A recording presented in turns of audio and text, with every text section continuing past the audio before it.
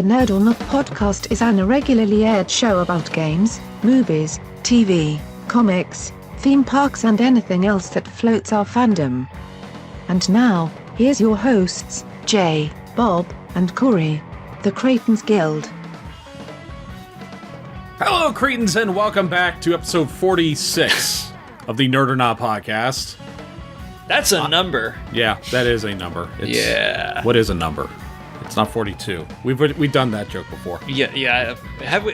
I'm gonna go off you. So yeah. I'm taking your word for it, which is not a number, and now we're back to 0. Yeah. He's a very trusting Corey. I'm a very liable Bob. Reliable? Reliable. Go with it. We give our opinions on a range of topics, everything and anything under the bright nerd sun. It seems like if you're one of those, or a lot of one of those, you don't have to be too much of the other one. Like if you're really reliable, then you don't have to be too liable. But if you're really liable, then you're not too much of reliable. But what if you're charming as fuck? You ever thought about running for office? Nope. Ooh. Because that ain't gonna happen. We do all those things while promoting fellowship, conversation, and humor every chance we can. And as you can see, we're back on YouTube. We got the webcams back. Are we? Where were we for a little while?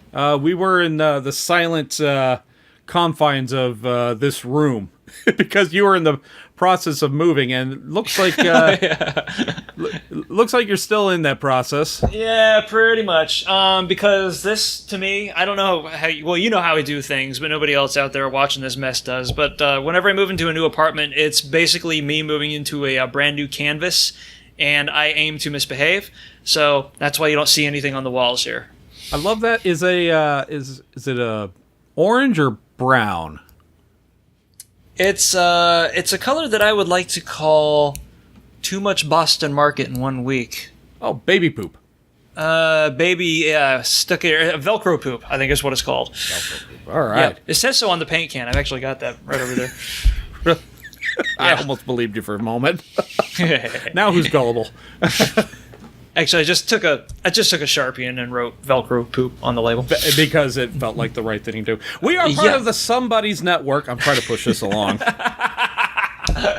We're part of the Somebody's Network, although I'm pretty sure there are parties in that network that wish that was not the case. Oh, yeah. There's a few of them that wish we weren't in there. Yeah. Looking at you, Goobs. Goobs? No. Ed 2 Goobs, eh? Ah. Goobs is cool. Jenny is cooler. The traitor. I knew not to trust those filthy maple syrup sucking, bacon molesting sons of bitches up north. But I love y'all. Yeah. Yeah. Speaking of which, I was just on an episode of... Are you alright? Yeah, I'll get to this. I want to hear about this, actually. Okay, Secret Levels is the pimp. We're going to get into this topic a little bit. We wanted to share some of our thoughts regarding it, but I was part of a discussion with Toby and Goobs and Jenny Bean on the Secret Levels podcast, and we talked about Telltale and how they've gone under and like what kind of influence they had on us. Yeah, gone under's putting it quite mildly. Well, yeah, and way too charitably. Yeah, so some more news about what happened behind the scenes came forward today. I have the report. We'll get into it, but it's basically exactly what you think. It's financial, basically. Oh, it's just financial. A whole lot of unethical is surrounding this issue too. We'll get there. Yeah. Okay. But unfortunately, if you've been watching this channel, our YouTube channel, you've noticed I've been going to a lot of theme parks as of late. Guess what? We're going to talk more theme parks today. Because from about September to the end of the year, that is the theme park season around here. That is the time to hit up all the parks around here. And that's especially when you with Halloween. You get to flex in your large intestine. Yes. Gentlemen, rest your sphincters. It's food and wine season. Just go with it. We're selling. It's gone. It's gone. The hands are flailing. It is out of here. Okay. Air bongos. You're only going to get that on YouTube. You're not Podbean. Whatever.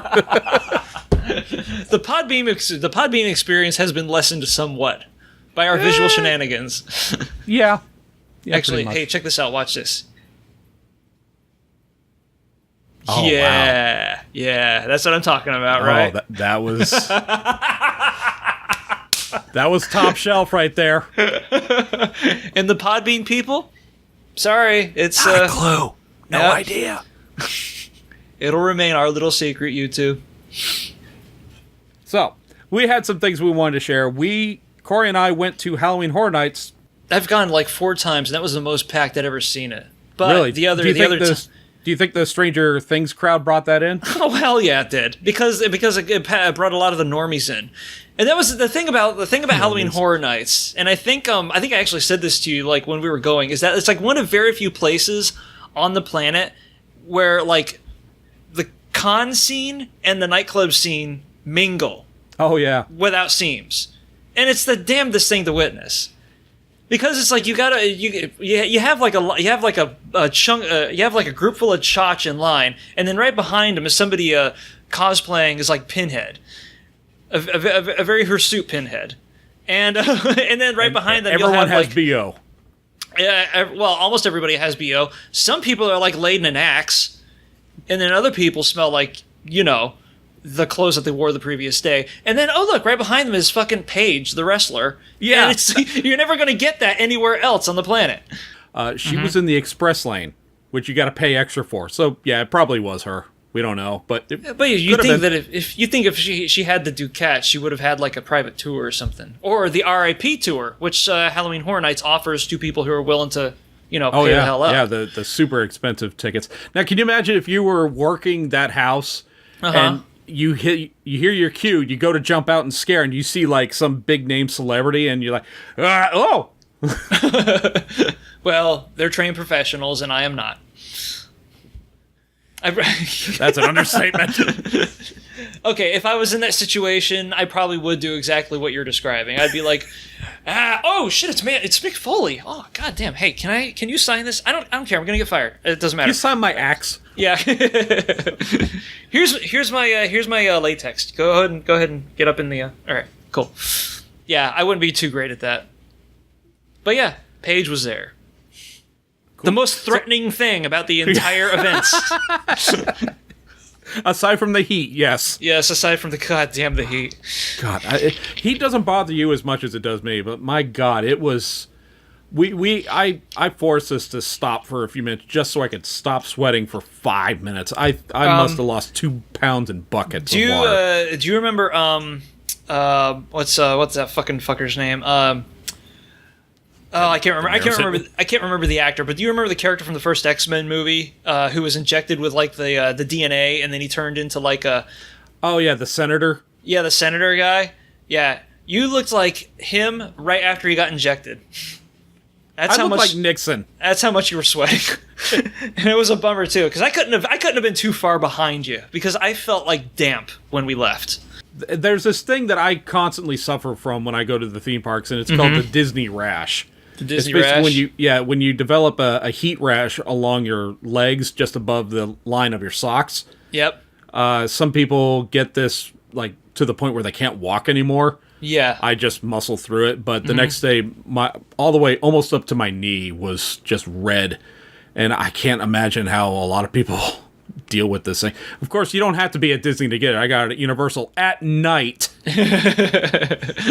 Yeah, it should have been a little bit more forgiving. And you can find detailed and up-close pictures of those on the Cretans Guild Instagram if you so desire. Yes, and a very strange kink, although I'm not one to judge. Wait, Disney Rash? I gotta see this shit. Oh yeah, that's red as fuck. Did I? I think actually I did post the. But did you post them to your personal or to Cretans Guild? Oh, I think I put it on my personal. Oh, okay. Leave a comment if you want to see it on the on the Cretans Guild. And somebody find us on Twitter at Cretans Guild. Pixar didn't happen, bitch. Post them. Yeah, no kidding. Let's talk about talking to pictures. If you like shaky cam footage, we got lots of footage of us walking around the streets because we couldn't take any photography inside the houses. So, all right. So you said this is like your fifth one? How many of these have you gone to now? This was my fourth one. So I'd been to like 3 others before then. All right, where would you rank it as far as... and we still didn't get to do everything. But No, on we top didn't. of all It's the like- others you did. I can't rank it fairly. That's the thing. We didn't get to do all the houses, and we missed 2 scare zones, which is kind of hard to do. But we weren't able to get around that much because the waits were so extended.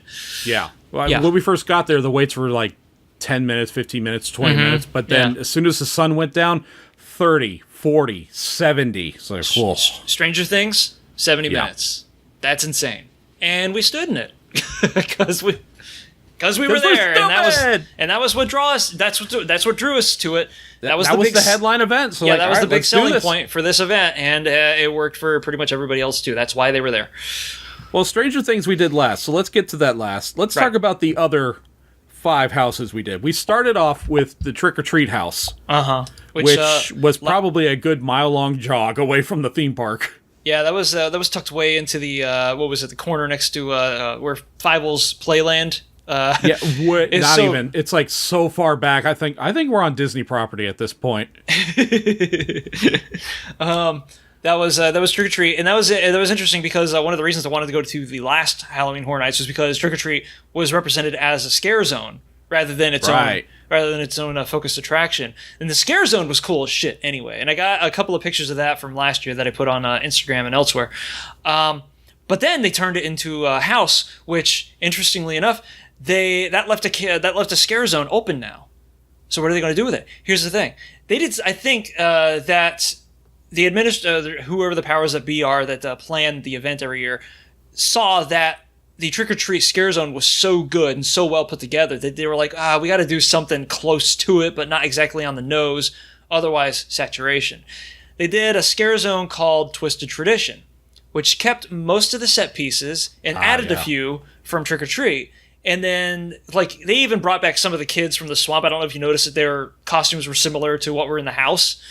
Yeah, I did. But then they added some, like, their own Airsats pumpkinkin, kind of milling about through the scare zone itself. But they kept everything else. They kept, like, the hay. They kept some of the scarecrows from Scarecrow of the Reaping, which was a house from last year. And they had that old church built and all the jack-o'-lanterns that were hanging in the trees and stuff. And it was really cool. I want that one to be, like, a regular occurrence because that sets the scene for the Halloween vibe succinctly.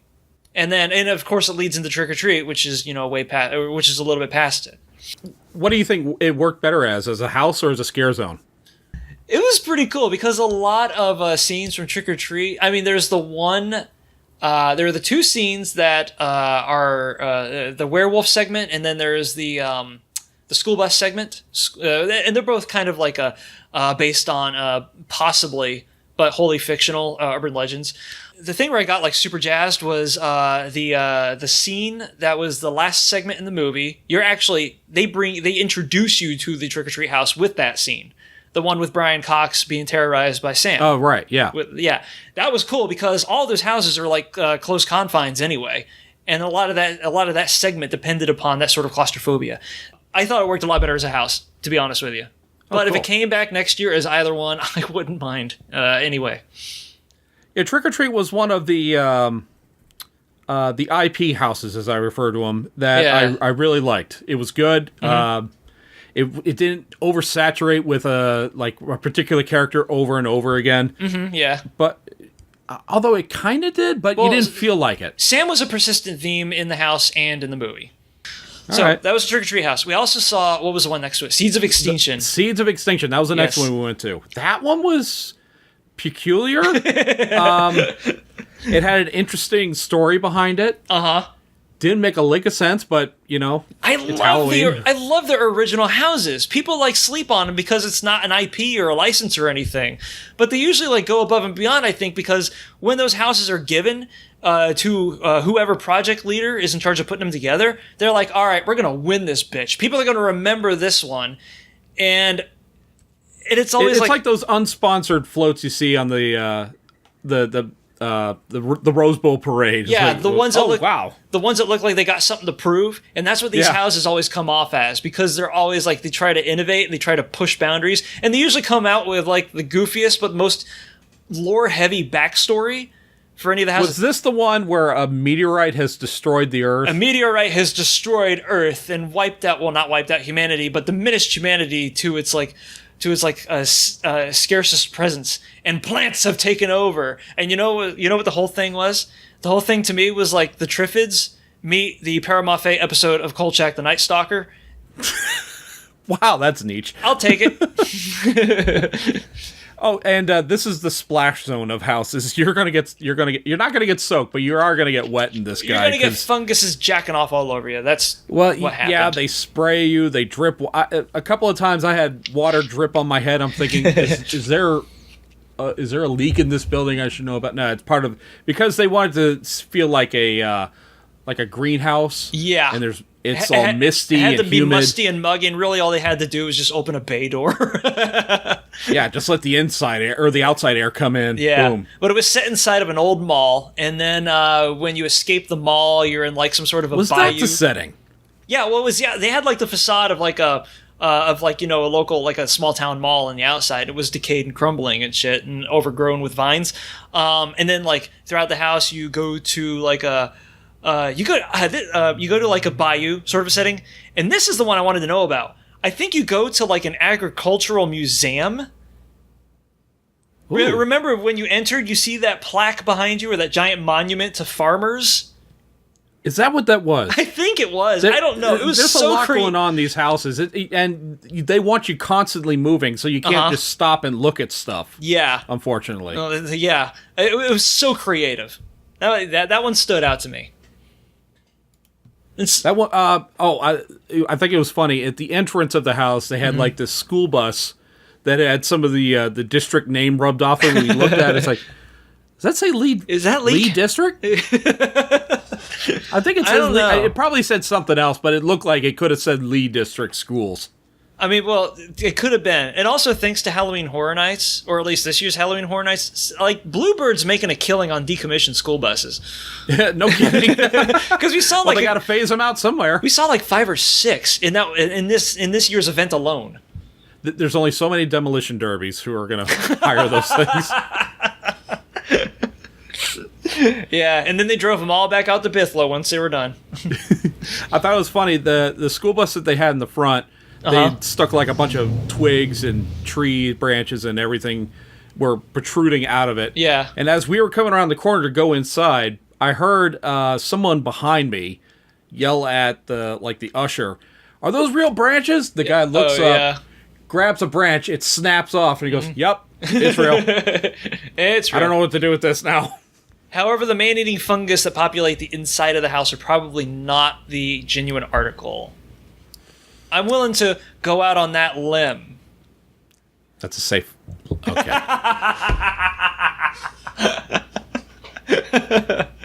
Wow. I just treated you to seconds. Boom. You know, we got to tell that story at one point. Because the seconds joke was probably the greatest joke. If you want to. We'll tell it at the end of the podcast. All right, we'll tell it at the end of it. Okay, sure. If you're still feeling up to it. Yeah, well, if we remember, I'll make a little note right now. Seconds. Yeah. And I'm going to see that before we wrap up, and I'm like, oh yeah, we got this to tell. By the time we get there, you're going to be like, I don't want to do this to our audience, but they must suffer along with me. Oh, I do. Yeah, they're going to suffer. Well, good. As long as your intentions are pure. Speaking of suffer, actually, no, not speaking of suffering. This is one of our favorite houses of the entire night. After that was Cinema Slaughter or Slaughter Cinema. Slaughter Cinema. I kept calling it Slaughter of Cinema. Yeah, which I think actually works better. But Slaughter Cinema. Yeah. Now, preface this with the thing that you had told me like right before we went in there about the trailers. Well, about your idea for a haunted house. Yeah, all the trailers from the Grindhouse movie that they showed in between the two features. Yeah. Take all of those and make it into a house. That's what they did. Each trailer was like a disparate leg of the house, right? Yeah. And that was totally what this was. Now, they didn't use the exact films from Grindhouse. They created it's all original stuff. They conceptualized all their own stuff. So I want to wonder, I think it was actually, the concept of this came from like a bunch of people like spitballing shit, and throwing like all these wacky ideas at a pick'em board. And then somebody was like, okay, we got a lot of good crap here, but we just don't have the time or the resources, and we can't really make all of these into their own houses. So why don't we just make them all into their Cinema own is the potpourri. Why don't we just yes, it is the potpourri category of haunted houses. It's like, all right, we have room for one more house. Give us some ideas. Okay, werewolf biker bar. Okay, bastard kid. Okay, the baby. The baby's baby. Shitty's babies. Or something. Shitty's kids or something like that. The baby beast or something. I can't remember. That was a different one. Baby's beast. Yeah. There was Amazon. The critter. Amazon cannibals from Planet Hell. I remember the title of that one. Pumpkin Guts. Pumpkin Guts. And of course, the headliner of the entire event. Swamp Yeti. Swamp Yeti. Swamp Yeti. Attack of the Swamp Yeti. Yes. Okay. God. This one was an oversaturation in the best of way. It was excessive. It was my favorite one of the night. I mean, I kind of knew because it was a concept that I was ready to buy into, but I was also one that I was prepared to be disappointed by, because the selling line or the hard line is way too good. It's so good. The concept by itself is enough of a selling point, is what I'm trying to say. But last year they did an Ash versus the Evil Dead house. And I bought like way into that like immediately too, because the show was amazing. It's Ash versus the Evil Dead. Yeah, Why wouldn't you? And if you're an Evil Dead fan, you're kind of on board anyway. So like, get in there. Okay. Now this was the house they decided to make. They decided to try to mix horror with comedy, in mirroring the in a haunted house. In a haunted house, like in a live performance environment. Yeah. And the thing about these haunted houses is that a lot of the performances are based on repetition, because people are constantly queuing up and going through. You have to see this. You have to do the same thing over again. That's really difficult to make funny.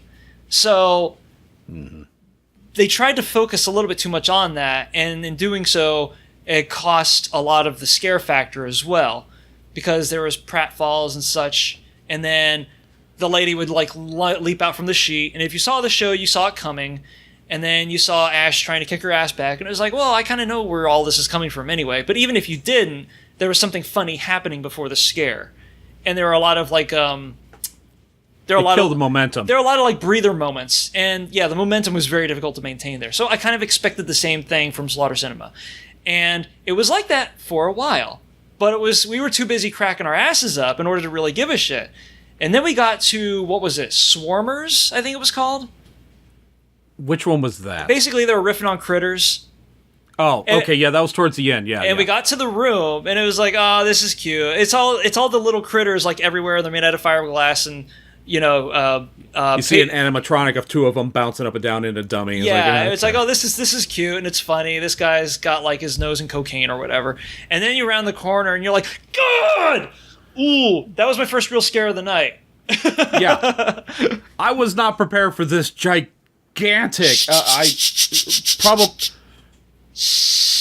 It was a thing. Big. It was a thing that happened. Really big, yes. And it scared the piss out of me. Yeah. And I'm one of those people who, growing up in Florida, lightning strikes the house right next to me, I don't flinch. Like, whatever, it's part of living here. Mm-hmm. So stuff was happening at Halloween Horror Nights, so like, oh, hey, yeah, okay. Well, the other thing is that a lot of it, was mistimed. Like, you'd hear the scream, then a guy would pop out. It's like, oh, okay. That's one crappy thing about live haunted house environments, is that you're constantly queuing through, and the scares are often ill-timed. So, like, somebody pops out to give you a shock, and you're like, well, that happened back there. Okay, whatever. Yeah. And that happens. Yeah, that was an issue we ran into quite often. Yeah, and if you're like if you're in a scare dead zone, I guess you could call it, that happens in succession. So you're just like, God, okay, look, I'm over here. All right, do your thing. I don't earn the check. Let's move on to the next. Do the job. I gotta keep going. There was one part in Slaughter Cinema that I wanted to actually stop moving and take it all in, and that was like this large circular room that had mirrors and these like druid characters staring into the mirror back at themselves, and they just like were pushing us through it. I wanted the beast baby. Happen. I want to see what's going on. Oh, it was the druids were like turning around and scaring other people behind you. That's what the deal was. Because you're like, oh, these guys are going to try to start some shit. But the Beast Baby didn't. The Beast Baby was quite well behaved. Did you notice that? Yeah, well, it's a baby. That was actually my favorite part of the whole hot house was the Beast Baby. Okay, but here's the thing. After you get to Swarmers and you're coming down off of the shock from that one, you still have to get through Swamp Yeti. So you're like, all right, well, this is going to be the cooldown period. And then Swamp Yeti fucks you up not once but twice. And I don't want to tell you how... I think 3 times almost. Well, it was first the initial one, and then there's like... I consider the second one to be part of the first one without giving away too much. The third one is the one that counts. And I don't want to say anything about that. Because people are going to be like, fuck the Swamp Yeti when they get done. They're going to be like, no, you broke the rules, dickhead. And that was the best thing about that house. There was a lot of best things about that house. Too many to list. Yeah, that was my favorite house. And I don't want to speak for you, but there's another house that comes up close. We're going to get to that one. Yeah. I don't know. What would you rank as all-time houses you've been through? Where would Slaughter Cinema come for you? Slaughter Cinema was clever as shit and scary as fuck. But not creepy at all. Except for the Beast Baby bit. I don't know. I want to say it's 10, but La Llorona still remains one of my favorite houses of all time. Oh, which one was that? La Llorona was from 2013. Blew my fucking mind. I'll tell you about that one later. Was that an original? It was an original house. Yeah, it was based on the Mexican urban legend of La Llorona, the crying woman. You'd have to look it up. That's actually rooted in cultural mythology.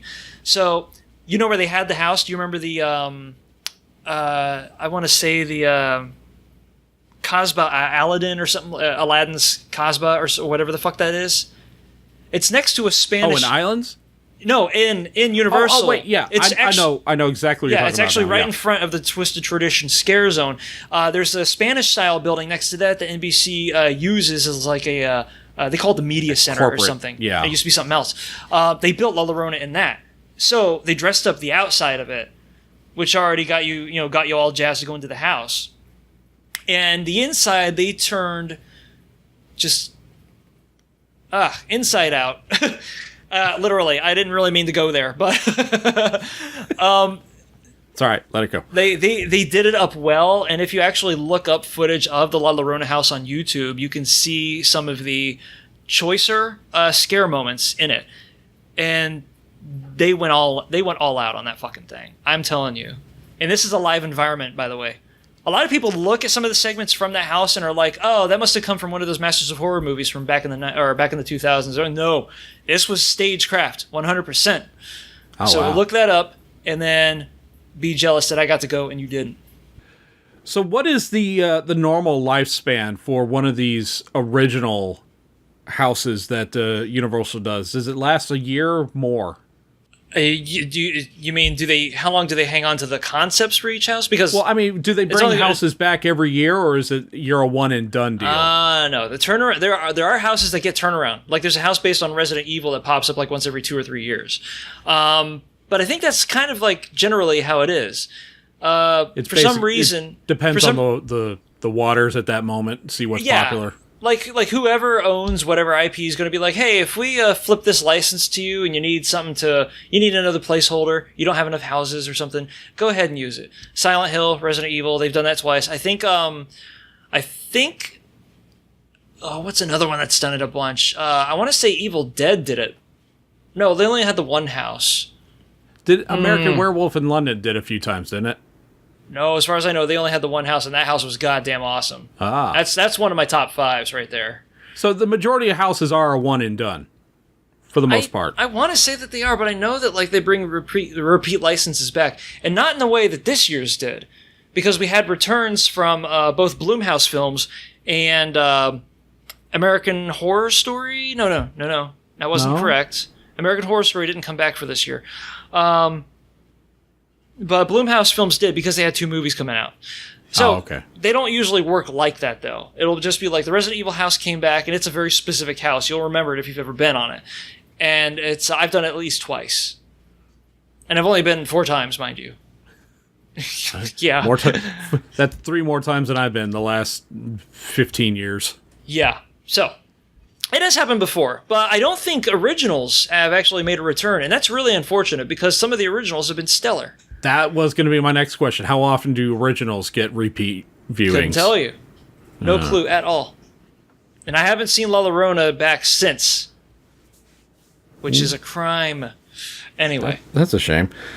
Speaking of shame, after that Slaughter of Cinema, we were amped up. We were so freaking excited. And then we're like, let's go try out this other thing, the Academy of Villains. I felt that I'd led you astray based off of a recommendation. And well, go ahead. What happened in this was not the downside of anything positive or negative that you leaned me towards.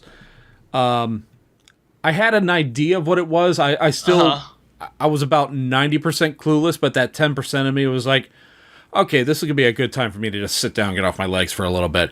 Oh, it's a bunch of people doing flippy jumps. Okay.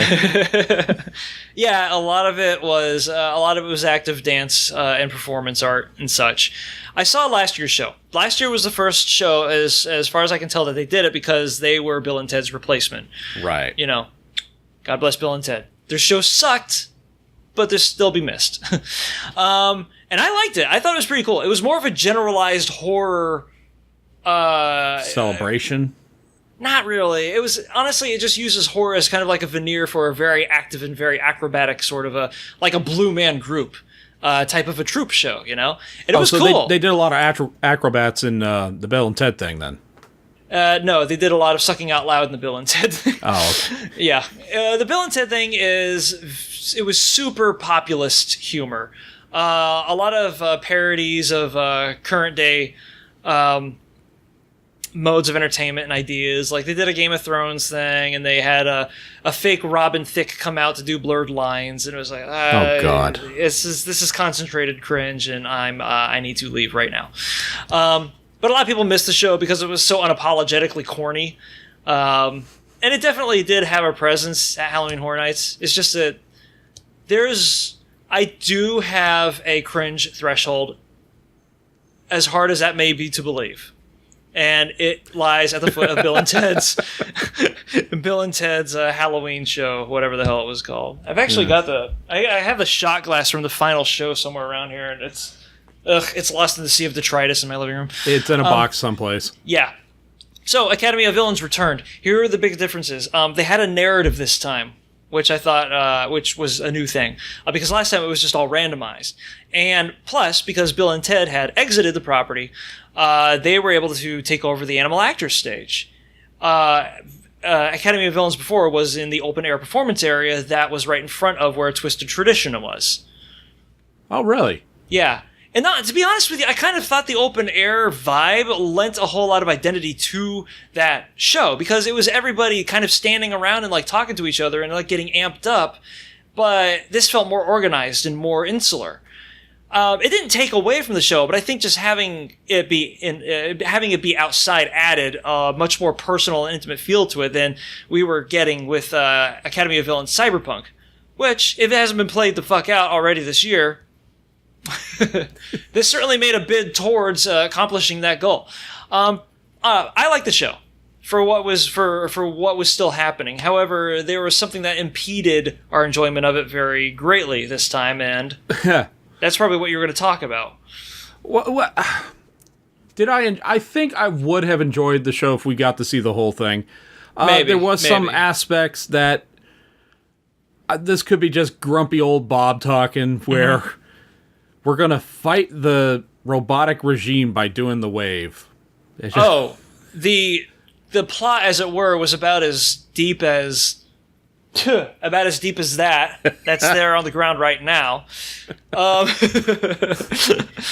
But that's not why you see one of those shows. You see because people are doing shit that I can't do with my busted ass knees anymore.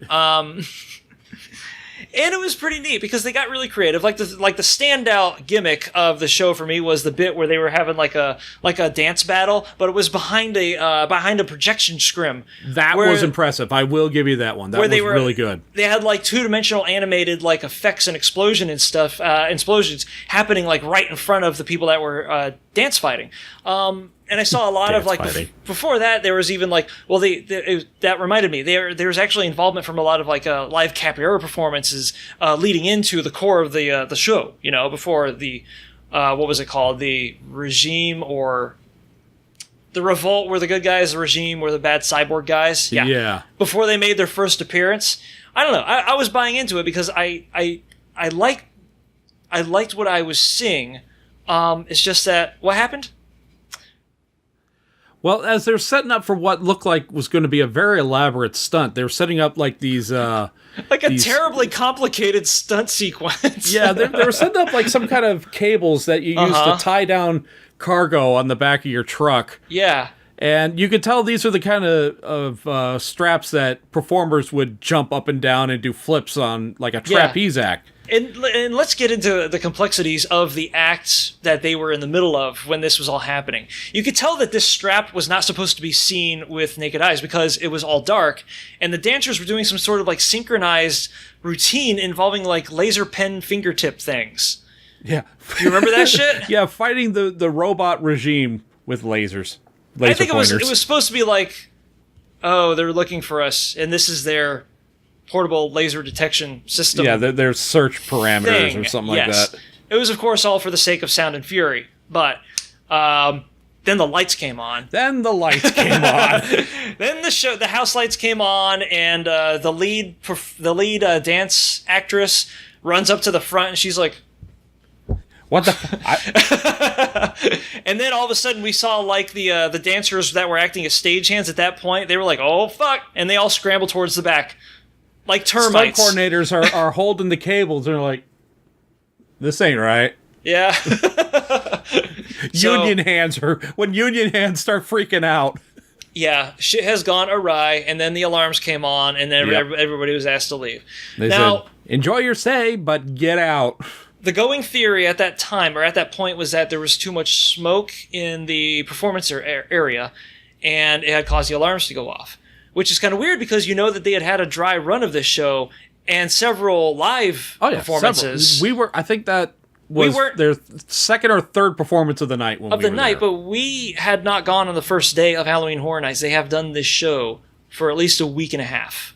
For I think a week. At that point, yeah. How likely is it that somebody didn't put limiters on the amount of smoke that would fill that arena? Yeah, I came up with that the fog effects and the smoke effects probably set off the alarm, because I've seen that happen in like working in production. It's like, hey, let's bring in a smoke machine. Should we shut off the fire alarm? Too late. That's happened before. And since this is kind of like an outdoors venue to a point, I doubt it was the fog or the smoke or anything like that. Yeah. It wasn't a fire. That's for sure. It wasn't a fire. I think somebody took a spill, but other people were saying the fog thing as well. And it's not the possibility of it wouldn't be out of mind. It's just the odds. It just happened to be on our show when we were there, the one show that we were catching out of 2 months and 4 live performances on nights. Go ahead and do the multiplication because I'm too lazy for math. It's a lot. I don't think it was the smoke at all. I think somebody... It was probably some Teamster having a smoke, and he's just like, "What? No smoking? Fuck him." Well, you notice how they were setting up for the bit that they were about to do. People like climbing up scaffolding and shit in the background. Oh yeah. I noticed that. Yeah, like I only saw like one of them right after the lights went up. I was like, "Hey, where'd the other one go?" I wonder if it's just some kid who pulled an alarm. It could have been. It could have been that too. Actually, that would be the most likely thing. I don't know, but I like those shows. I'm kind of miffed. You can't be too pissed because if somebody like fucked up and got hurt, then you're like, well, do better next time. You can't be like that. Get good. Don't fuck up. Don't imperil yourself just to entertain us. I mean, gosh. It was Liv disappointing. Morgan taking 2 kicks to the face. Yeah, it was disappointing that we didn't get to see the rest of it, but I hope everybody was okay, and I look forward to seeing the show finish. And that was what happened with us at Academy of Villains. It was, Oh, well. Yep. But then we moved on. School was let out early at the Academy. Unfortunately, the next thing we did... Well, we walked around Nocturne Alley for a little bit. Yeah, Then we decided...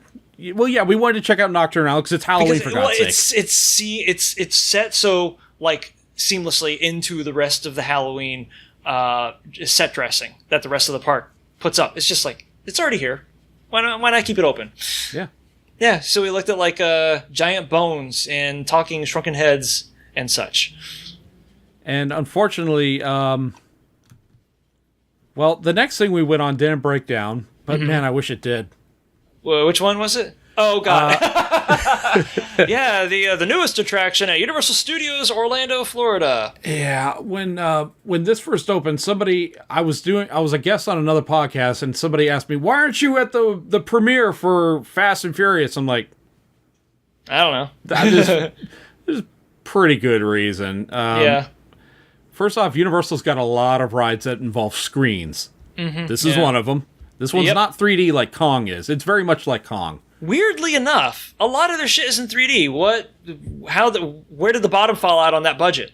I think at one point this ride was supposed to be in 3D, but maybe there's some backlash about people complaining, you got too much 3D in this park. Every ride I go on, I gotta put on glasses. Okay, I get 3D fatigue at the theaters, but you're at Universal fucking Studios, and you've already done, like, X amount of 3D rides so far. Why would you suddenly be like, okay, I'm done, guys. This is just too much production value. And speaking of rides that could have done with a little bit more of it. Yeah. Like, no shit. I'm trying to think of what, in my opinion, is the worst attraction in the theme parks. And I can't think of one that's worse. Even Carousel Progress is better. Oh, in like every theme park you've ever been to? Yeah. Or at least in the Orlando area. I would say at least half of Poseidon's Fury. Depends on what day. Ooh. Because on certain days, it's the best attraction in the pantheon of Orlando theme parks. And that's probably what puts it above Fast and Furious, too. Yeah, okay. Fast and Furious will have appeal to some people, especially those who got like a huge kick out of FMV sequences and old like 90s era CD-ROM games. Oh, if you love the movies, you will absolutely love the Q line. The Q line is just littered. The Q line was really cool. That was I enjoyed that more than the ride, to be honest with you. that is a common thing I'm hearing. Yeah. The ride itself. The ride itself was bollocks, like straight up. Like I was getting a kick out of the FMV stuff because a lot of it was live action, but then. During the Q part where you're looking at the video of one of the characters, I forget the guy's name. Tez, I think. Tez, something like that. Yeah. You leaned over to me and you said, "Is that digital? Is that dude in CG?" And I read about that, and apparently it's not. The only parts of it that are CG are the lighting that they couldn't get exact. Okay, that's probably what gave it the CG look, because I took 2 and 3 different looks at it. I'm like, I think that is CG. It looked like some mocap from Grand Theft Auto, didn't it?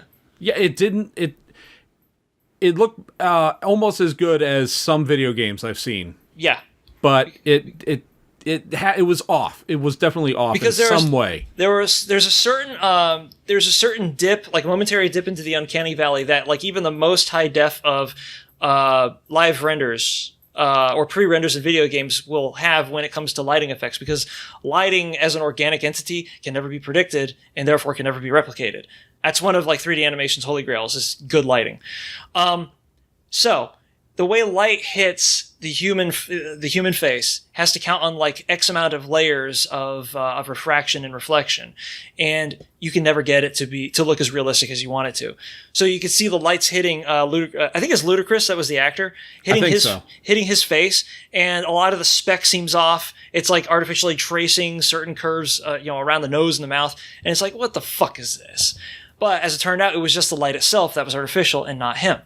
Okay, which makes more sense because I would assume that it's a lot cheaper to just grab a camera and put him from a brick wall and just record him. And they had footage of live actors doing the same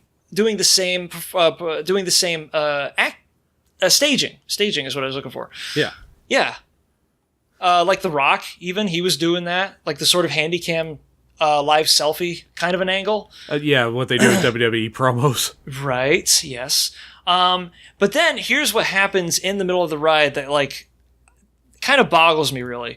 It goes from this cheesy live action scrim projection of an actual like a material set, but all the actors are like 2D, and then it becomes like 3D animated, like almost completely CGI. That's the part of the stunt show where you're looking at all the cars blowing up and helicopters are weaving in and out of buildings and shit. Which I have no questions about the physical possibilities of that. I'm fine. Yeah. We're leaving it at the door. I haven't seen any of the movies. Fast and the Furious. I haven't seen any of the movies, and I'm assuming like the bad guy is from like one or two of the movies. That's a day to the grocery store. Basically, what the ride is. What goes on in the ride in those movies? Like if Vin Diesel wants to go to the bathroom, he has to hop into a semi-tractor trailer and jump it over 3 overpasses and somehow he needs to get into a Charger and take off at 70 miles an hour. Hit a helicopter that was just there, which then they both explode, and then he like vaults out, does a triple Lindy, and lands into like a harvester, and then drives it down the highway and parks it at Walmart. Anyway, that was okay. I was fine with that. But it being in like 100% CGI and low res CGI at that, get the fuck out of my face with that. Yeah, that was it was the cash-iniest of Universal's cash-in rides. And they've made a few that have gotten some fans. Twister is at the top of that list. But this thing was just flat out, I don't know. It was phoned in. A lot of it was just phoned in. Not on the part of the actors. They brought some much needed heft to it, especially the guy that was at the front of the queue. That leads you. Oh, that guy. Yeah. The Jamie character, because there's a Jamie character and there's a Pat character who talks to you. Yeah. And gender neutral names, obviously. Yeah. Our Jamie was the tits. That guy was like. That guy was people with chainsaws out there. That guy was like a fucking just a minigun of improv, and I hope we see him like go the Wayne Brady route at some point. Which, if you believe Universal lore, Wayne Brady got his start as a Ghostbuster and then achieve much greater things, much to the annoyance of a lot of people. But still, if you're good at improv, you should be good at success. It works for you. Yeah.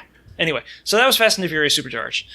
Yeah, so we get out of that, and then we walk over and we see the Vamp 85 New Year's Countdown. Vamp 85 is probably my favorite scare zone. I don't want to like run over any other favorite scare zones that I've already made claims to.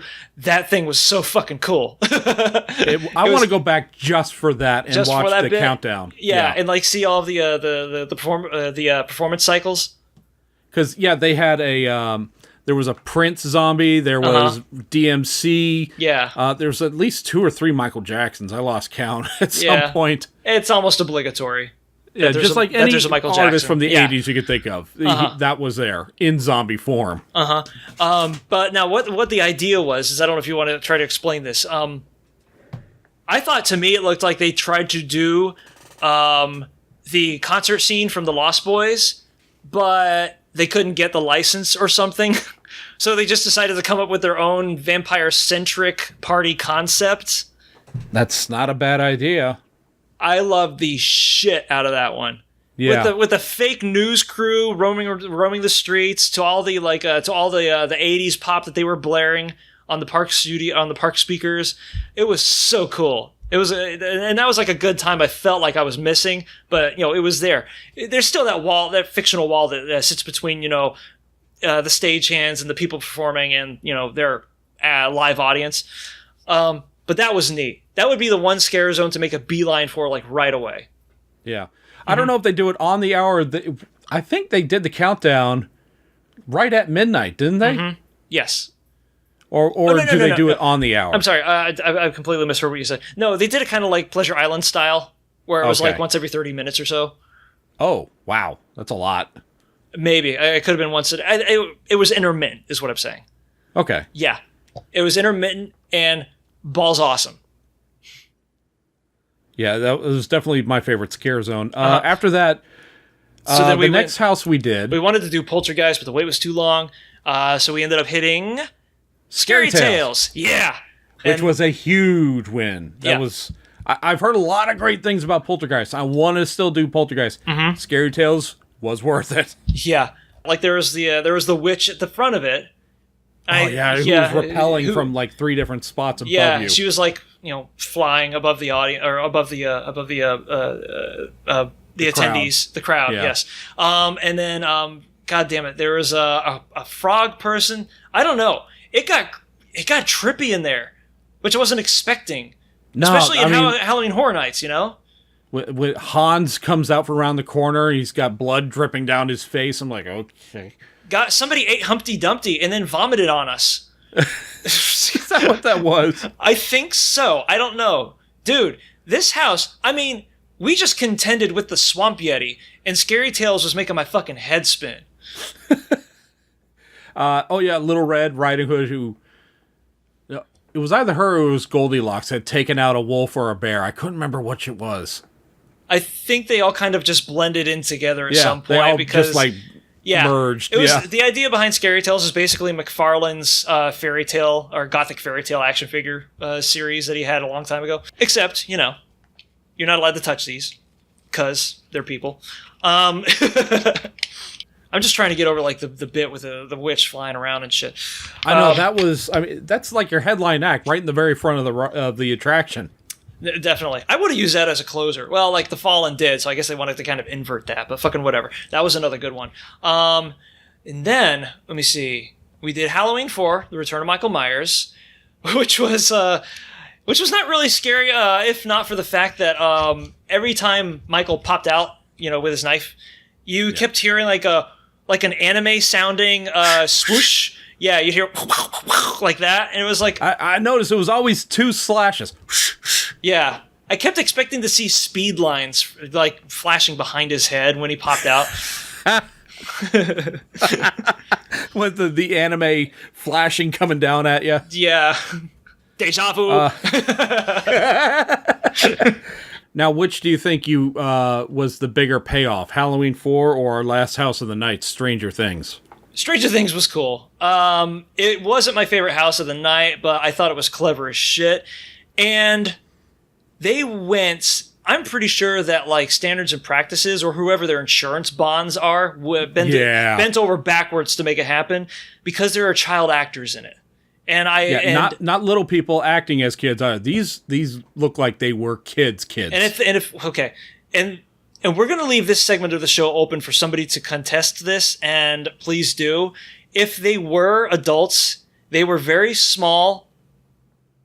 They weren't little people. They were very convincing. They weren't little people. I'm saying they were diminutive as shit human beings. They were Sally kid size. They looked like children. And I got a good glimpse of it. I'm like, holy shit, that is actually a Dustin. That kid could be like Dustin's stunt double. The very end, where 11 is standing right as you're going out the exit, out of the corner of your eye, I see somebody in a dress, and it's like, oh, there's 11. Yeah. You're a child. Yeah. I thought everyone else was just people. You are a kid. Was just shorter, yeah.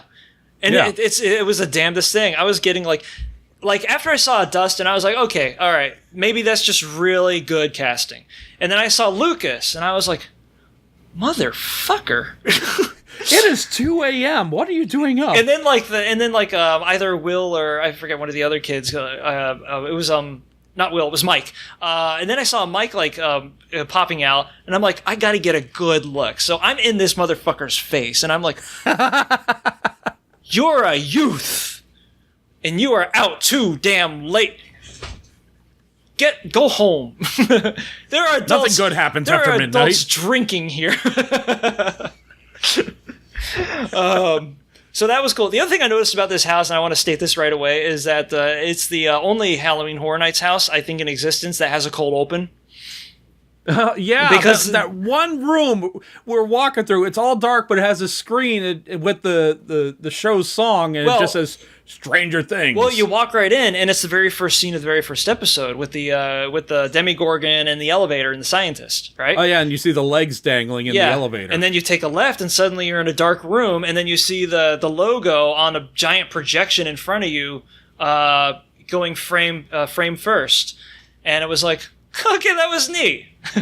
Yeah, and as we're going under the screen, I think I leaned forward and I asked, was something supposed to happen in there? Nope. Was someone supposed to jump out at us? Nope. Nah, it's just, this is Stranger Things house, in case you didn't realize that beforehand. You were introduced to the events about to unfold before you.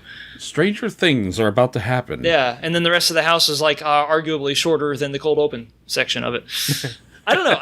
It was a lot of it. A lot of it was kind of sensory overload. That house, and for Halloween Horror Nights, that's kind of an impressive feat to pull off.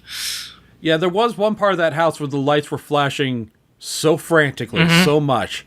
I could still see, but I had to put my hand out. Yeah. Just one, maintain balance, and two, catch anything in case I started to fall. I remember Castle Byers. I remember we went into the Byers household. And that's pretty much the only bits that I can consciously recollect. That, and they were kids. And there were kids. Yeah. So by the time we got out of there, it was already closing time. Time to get the hell out and go back to our room and pass out. My feet were not wanting for any more of that. So we had to exit and left behind like 6 houses, 2 scare zones, and a pretty damn good excuse to come back in October, which I'm planning on doing. And that was Halloween Horror Nights. All right, so another thing that's going on this time of year, we have Halloween. We also have at the Nonstop Festival that is Epcot. This time of year is the Food and Wine Festival, and there was a lot of that too. The Bacchanalian typhoon that is Food and Wine, and I've never been to one. You really should go at least once. You're going to have some of the best food you ever had in your life. I'd like to go repeatedly like you do. Get an annual pass. I mean, I am literally one more visit away from getting a little souvenir bamboo cutting board that's like, it has Mickey's face on it. Dude, you're one more visit away from getting your own toilet on property. I think they owe me that already. I've given them so much money. It's like it's in the back behind Japan. It's like the Disney Vacation Club, but it's a shitter. All right, so we've done Food and Wine 3 times. If I were to have because I still need to do from Mexico to America, do the pavilions in there. I've done just about everything else on the property. I think that if I were to make like my top 3 recommendations right now of what to get, the first one would be you go to the area that's in the Future World, because now not all the eateries are in the World Showcase. Some of them have opened up in the Future World area. Yeah. And one of them is called Earth Eats, and it's basically kind of like, there's some burgers and there's some other things. They have a slider there called the Steakhouse, which the meat with the cheese that they use on a broche bun, and it's like this big. Yep. And it is, oh man, that was really, really good. I do have it in one of my videos. I've made a number of videos of shaky cam footage, Bob footage, I should call it, because I can't hold a camera to save my life. Apparently, after watching, it's like, oh god, how do I edit this now? This mess. No, it's just seeing the world through Michael J. Fox's eyes. That's all you're doing. Yes. Yeah. Hey, it's about the same height too. I hold the camera like right about here. You're trying to be empathetic. Exactly. After that, I highly, highly recommend the teriyaki chicken bun that they have at Japan. The thing is like the size of a softball, and it's just stuffed with teriyaki chicken. Dude, you're telling me that they have bao there, and I hadn't had bao since I left Chicago because of they had a chain that did bao buns and ramen. Fuck, those things are goddamn good. They're addicting. Yeah. They're very, very, very good. And the third thing I'd have to recommend, and it's to some people this sounds like the nastiest thing on earth, the escargot. Yeah. It's really good. It is really good. You can do worse than escargot. Because a lot of people think escargot and they start... No, I can do escargot. Rocky Mountain oysters I probably don't see myself doing. I've done them once, and then I was told what it was, and I instantly hated them forever. But at the same time, I was like, I think somebody told me about you in middle school, years before we actually met. Because somebody always knows somebody that tried Rocky Mountain oysters before they were told what they were. Well, that's the only way you're going to try them. Yeah, really. I guess so. I mean, if you're going to say, these are buffalo balls, Yeah. or sheep balls, or whatever. Just balls. It's gonads or something. Just balls. What is the weirdest thing you've ever eaten? The weirdest thing I've ever eaten. According to a lot of people, something I have like quite frequently for breakfast is totally weird. And it's not. It's like a normal thing for me because when you're on food stamps, you have to adapt. Right. Yeah, I know that song. Yeah. So, and I'm not on food stamps anymore, so like I'm not like fishing for sympathy or anything. This was long ago. I like to have a dish called tamago gohan, which is a Japanese, I don't know if it's a typical Japanese breakfast dish, but it's had in the morning. It's rice with raw egg mixed with soy sauce, and you pour it over the rice, and when you fluff the rice up, it cooks the egg up. But people can't... Oh, the heat of the rice cooks the egg. Exactly, yeah. And people can't get past the fact that you're using raw egg. And it's like, man, you can eat raw egg and it won't kill you. It won't even hurt you. And it's just like, well, the consistency or something. It's like, man, get over it. It's delicious and it's not even that bad for you. Isn't that the same way they make egg fried rice?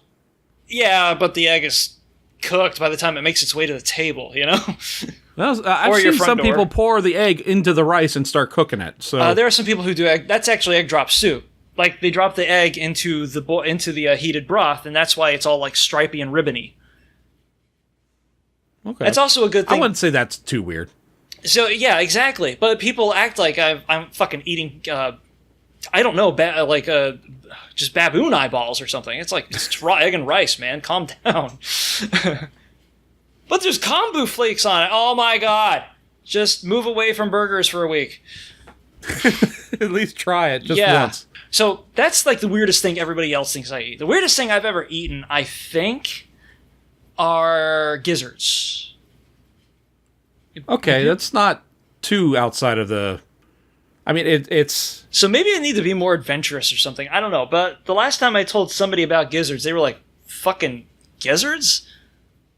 Like the thing that cleans... I think that depends on the person. If, like pig's feet, if somebody assumes that's disgusting, but some people like that's a delicacy to them. Oh, I've had pickled eggs once. I don't think I have. The shit that's in a jar at the convenience stores in very small towns? I know what it is. I don't think I've ever had it. Probably on a dirt road. You know what's the shit is peanuts in your Coca-Cola. Yes. Yep. And I tell you what, I brought a little bit of religion up to Chicago when I was still there. I told people about that. You know what's kind of... Did you do that in front of somebody and they freak out? No, they didn't freak out. They were like, what is that? And I'm like, I put peanuts in my Coke, bitch. You want some? Yeah.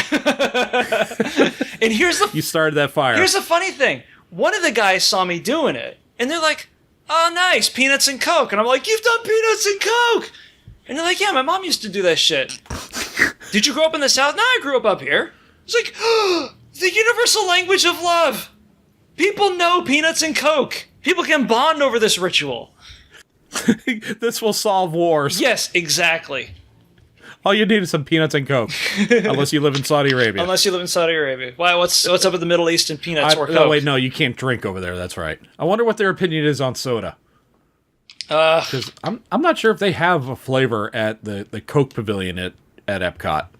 There's the Beverly. That's all I know about getting beverages. That's from Italy. That's from Italy. Oh, okay. Yeah. All right. I didn't know if you were going to use that as a topic, jumping off platform for that or not, but I probably can because I issued a challenge to myself. Yes. A couple weeks back. Audience interaction.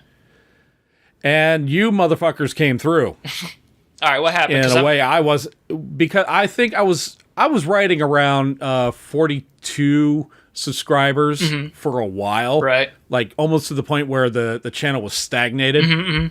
And then I did a couple of videos, and then I decided to issue a challenge that if we surpass 50 subscribers, I'll go ahead. I'll chug two cups that they serve you of Beverly. All right. Which some people have taken one sip of this drink and just start reaching immediately. Yeah, the gag reflex kicks in.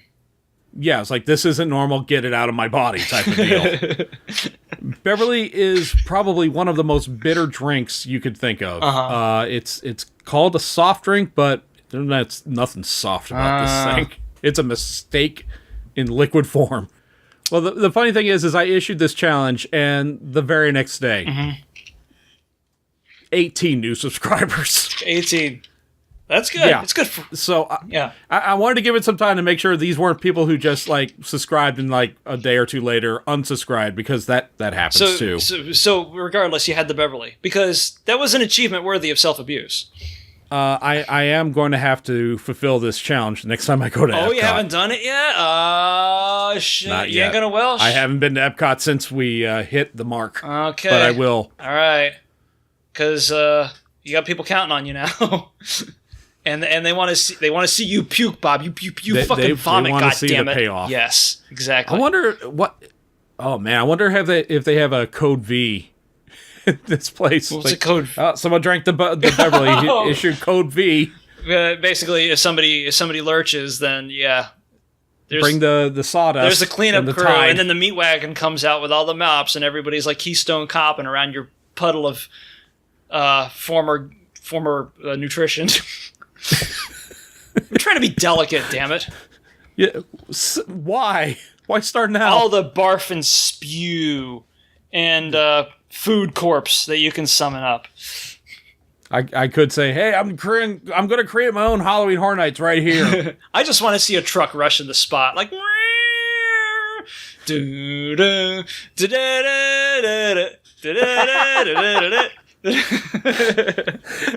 Get my 2 cups, and then I was like, ma'am, you're in the splash zone. You might want to move back. 2-hand in the barf. Oh God, I'm not looking forward to this, but it's a challenge I issued, and I'm gonna fulfill it. Yep. It's maybe I should make you come do it with me.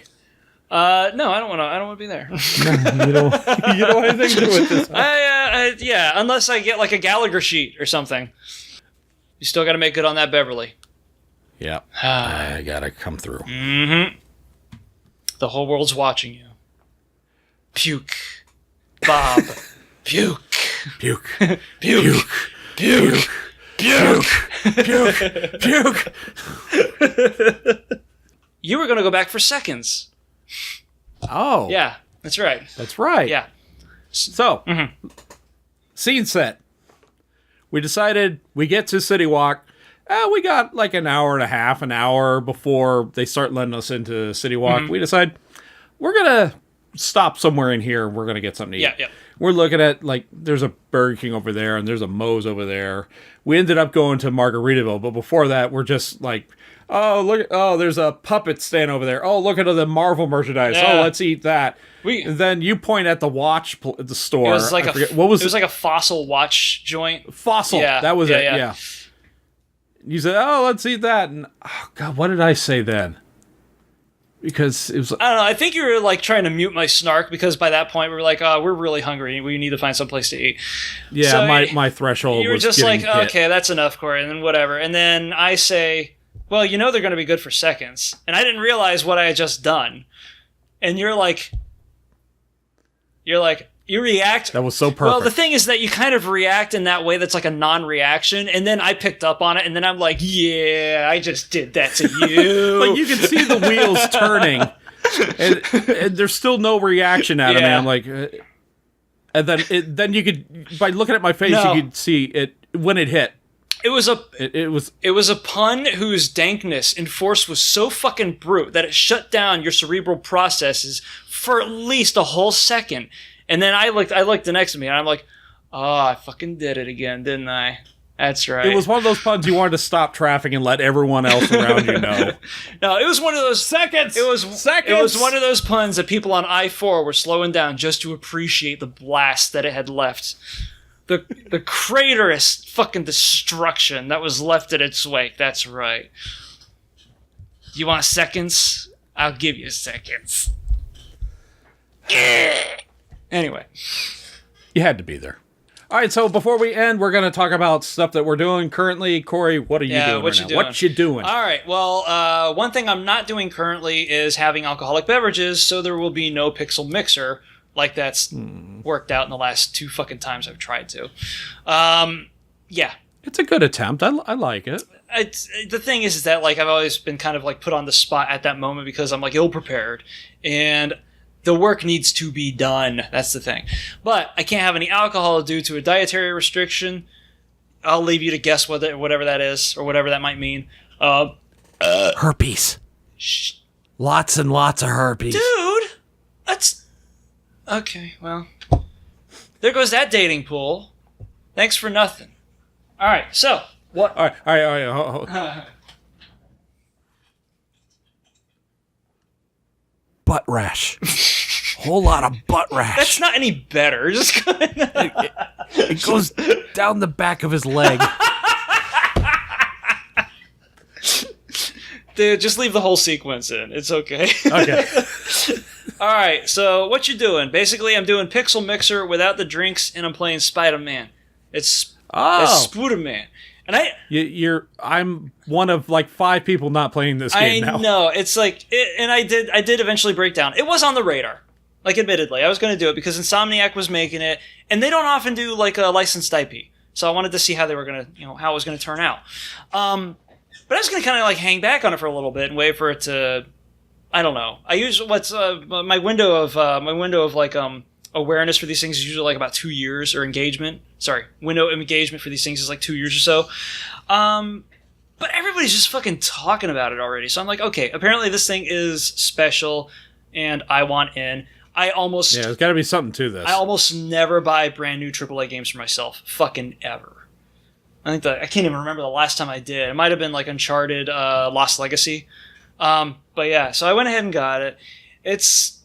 I don't know what I can say about it that hasn't been fucking said already, so I'm going to try to like pick out a couple of things that maybe other people haven't mentioned already, that perhaps you, the able player, haven't picked up on either. So, a lot of it is compared to Arkham Asylum. How much is a given? There's a lot of chain combos and stuff. The difference between Arkham Asylum and this, I'd say, is most of Batman's stuff is ground-based and grapple-based, and a lot of this involves acrobatics and web-swinging and, trying to hop from one target to the next without getting grazed, and it does a really good job at that. Crazy-ass attention to detail in this. Like, you're flying past windows, crawling up buildings. You know that they can't, like, render the interiors of all of these. It's the entirety of New York City. Like, it isn't even like... Yeah, I've heard it's crazy. Yeah. How big it is. Yeah, and there's like, you can compare this to other open world games like Grand Theft Auto, but most of those are fictional cities. I think... quick question. Uh-huh. When you say New York City, are you meaning just Manhattan Island, or do you mean like all 5 of the boroughs? As far as I can tell, it's all 5 of the fucking boroughs. Holy shit. Yeah. Now, the thing is that they might be taking advantage of like condensed geometry within traversal sequences in the game. I don't really know, but the blocks, like going block to block on foot, it seems like it is comparable geography. You know what I mean? Here's the game I was about. They scale it down. Here's the game I was about to compare it to. Watch Dogs takes place in Chicago. Now I know you know what that game is, right? It's open world. Yeah, it's the hacker game. Yeah. But in Watch Dogs, you can literally like walk from Old Town or their version of Old Town to Goose Island in like a minute. And there's like maybe 5 blocks in between those 2 locations, and it's like, that's not fucking Chicago, guys, whatever. So, but this has made a pretty good, convincing argument that that realistic geography can be achieved, and I don't really know how they did it. On the ground, the traversing is pretty obvious because you just swing from one building to the other, and it's all like extended field of view. Duh. The only other thing that I didn't have a problem with this per se, but I kind of thought that like in certain traversal sequences, it's really easy to lose control of your shit and have your footing go awry. I thought that like if this should happen to you and you're just kind of like fucking fat fingering it through web swinging, and you're like bouncing between the buildings and shit, and that kind of loses control, there ought to be some sort of a penalty for that. Because by that point, you're just making Spider-Man look bad. And that's that's like one of those heroes who's like, posing in action shots is pretty much like his central marketing. and you can literally like fucking ham fist it from one end of Manhattan to the other end of Hell's Kitchen without an ounce of grace, and you'll land like a cat that just like fell off of a bookshelf. But all in all, like as an open world superhero game, and I don't tend to gravitate towards open world, or at least open world games like this. Like Grand Theft Auto, I'm totally cold on, and I haven't touched since Vice City. It's goddamn good, and you can get a lot of mileage out of the photos, the random crimes happen around the city. There's no shortage of shit to do. It's a good time. So that's Spider-Man PS4. Hey, by the way, what? Oh yeah. What do you think of the shirt? Pimp the merch. You like the you like the shirt? Hawk the swag. You can get one too. What are you fucking? I'm trying to show the shirt. Okay, it's okay. all right. Yeah, I'm now that I've acted like a jackass for the 100th time today. So yeah, Cretan's Guild Apparel. It exists.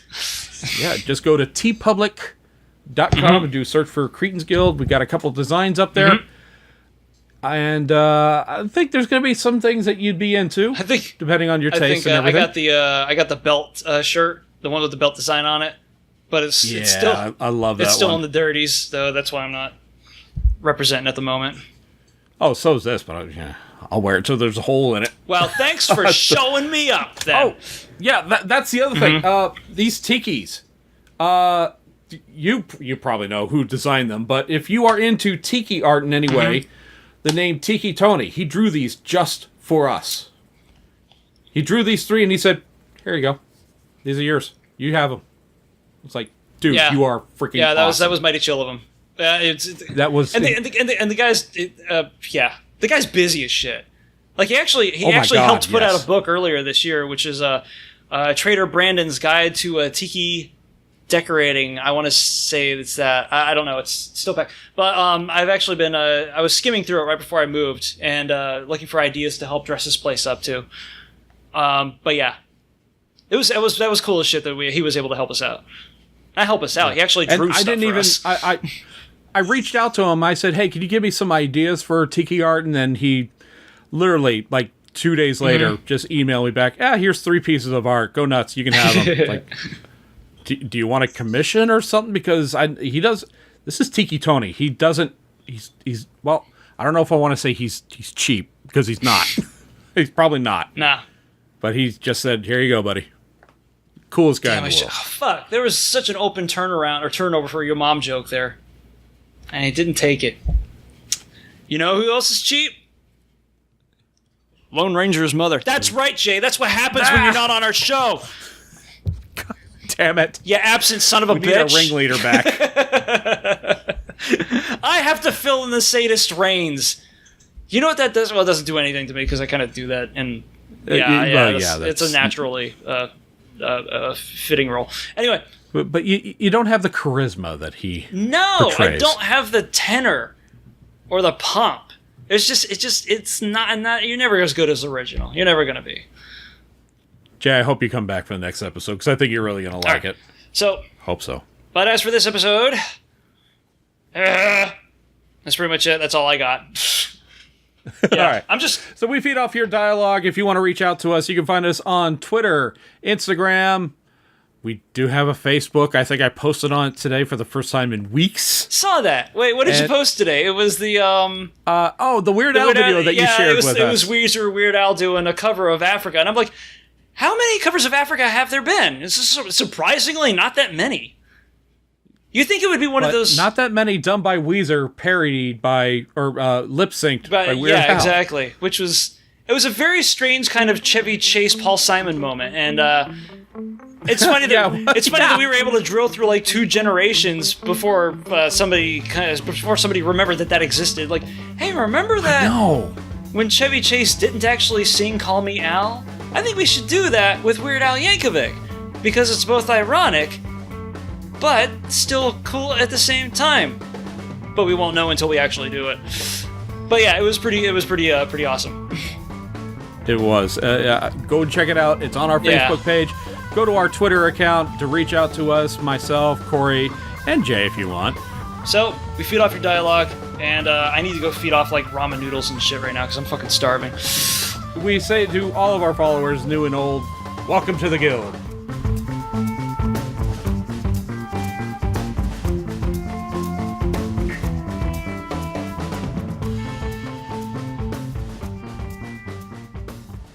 This podcast is part of the Some Buddies Network. You're never alone when you've got some buddies.